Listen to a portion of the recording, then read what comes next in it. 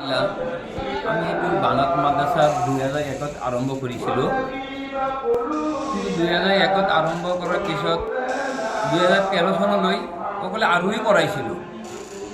পিছত আৰোহী কৰাৰ পিছতো দেখিলোঁ মানে বহুতো অসুবিধাত পৰে। আমি মাছলা মাছালে যিমানেই জানো তথাপিও অসুবিধাত হয় আমাৰ চলাই কাৰণে। তাৰপিছত আমি ইয়াত দৌৰাদি চলিছোঁ আৰু মেট্ৰিকলৈ আৰম্ভ কৰিছোঁ। মেট্ৰিক আৰম্ভ কৰাৰ পিছতে মানুহক গম পাইছোঁ যে মানুহ সকলোৱে মানে চাই দুটা একেলগে পঢ়া। যেতিয়া এইবিলাকে আমি ইনশাল্লাহ এইবাৰ আমি কলেজো খুলিছোঁ। পিছত 2 বছৰ পিছত আমি এতিয়া ছায়েন্স আৰ্টছ সকলো খুলিছোঁ, ডিগ্ৰীলৈ আছে। কিন্তু আলহামদুলিল্লাহ এইবছৰ হাই ছেকেণ্ডেৰীত আমাৰ 8জনী ছাত্ৰীয়ে আমাৰ মানে ফাৰ্ষ্ট ডিভিজন পাইছে। আমাৰ ওম চৰকাৰৰ পৰা সিহঁতে স্কুটি পাইছে। আৰু যোৱাবাৰ 7জনী দিছিল, 3জনী পাইছে। এইবাৰ আমাৰ আশা আছে ইনশাল্লাহ 39জন আছে এইবাৰ আমাৰ ছায়েন্সত। কমচে কম 20-25টামান গাড়ী পাম চৰকাৰত। মানে আমি এটা ক'ব বিচাৰোঁ, অসমত মাদ্ৰাছা চৰকাৰে বন্ধ কৰিব বিচাৰে, কিন্তু আমাৰ মাদ্ৰাছাত চৰকাৰে কিয় গাড়ী দিয়ে? চিন্তা কৰিব লাগে যেন আমি সকলো মানুহে যাতে লগত আমাৰ যিটো বাধ্যতামূলক, আমি যদি অসমত থাকোঁ অসমীয়া আমাৰ ইংৰাজী এইবিলাক শিকিব লাগে। আমি সকলো মাদ্ৰাছাত আমি মানে নিমন্ত্ৰণ দিওঁ যে সকলো মাদ্ৰাছাত লগত এনেকৈ শিক্ষা যদি দিয়ে তেনেহ'লে আমাৰ কমৰ কাৰণে আমাৰ জাতিৰ কাৰণে উন্নত হ'ব। আলহামদুলিল্লাহ আমাৰ BA পৰ্যন্ত আছেই, ছায়েন্সত ছেকেণ্ড ইয়াৰলৈ আৰ্টছত BA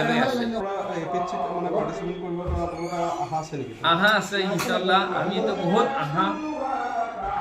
আশালৈ কাম আৰম্ভ কৰিছোঁ। আমি ইনশাল্লাহ ইয়াত আমি ছায়েন্স ছোৱালীৰ কাৰণে আমি ইণ্টাৰ্ণ কৰি আছোঁ। সিহঁতে নিটত যদি আল্লাহ তৌফিক দিয়ে তেতিয়াহ'লে নিশ্চয় পাব বুলি আশা।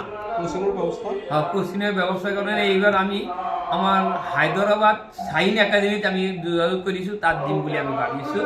মানে সিহঁতৰ আমি ইণ্ডিয়াত চাইছোঁ, সিহঁতৰ ৰিজাল্ট ভাল, তাত দিম বুলি আমি ভাবিছোঁ। নাই, আমি যেতিয়া অকল যদি সৰীয়া মাছলাইল শিক্ষা দিওঁ সিহঁতৰ মনত কোনোবা বাপ আহিব পাৰে। যিহেতু আমি জেনেৰেল শিক্ষা দিওঁ, জেনেৰেল যিবিলাক ছাবজেক্ট আছে তাতো একো নাই, সকলো ধৰ্ম বিভাগ আছেই, তেনেহ'লে সিহঁতৰ মনৰ ভাৱটো দূৰ হৈ যাব বুলি ভাবি আমি জেনেৰেল শিক্ষাও দিব লাগে। সকলো মাদ্ৰাছা অনুৰোধ জনাওঁ, জেনেৰেল শিক্ষা দিলে এইবিলাক যিবিলাক সিহঁতৰ ভাৱটো দূৰ হৈ যাব। আমি গম পাইছোঁ আমাৰ এনেকুৱা মনৰ ভাৱ, আমাৰ নাৰীসকলে পাইলট হ'লে আৰু বেছি ভাল, পুলিচ অফিচাৰো হ'ব লাগে। আমাৰ পৰ্দাত থাকি শিক্ষাৰ একো বাধা দিয়া নাই।